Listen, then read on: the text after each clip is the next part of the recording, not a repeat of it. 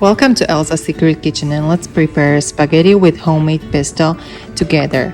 Bring some basil from the garden, add some garlic, olive oil, salt, blend it together, and also don't forget the Parmesan cheese, right? I'll blend it together in the mixer. Cover your ears because it's very loud, and then what can you do? You can add some olive oil into your spaghetti. And the tunnel. Plate? Put it on the plate, yeah. That'll be delicious. Then add some Parmesan cheese, yeah. And then serve it for your family and friends.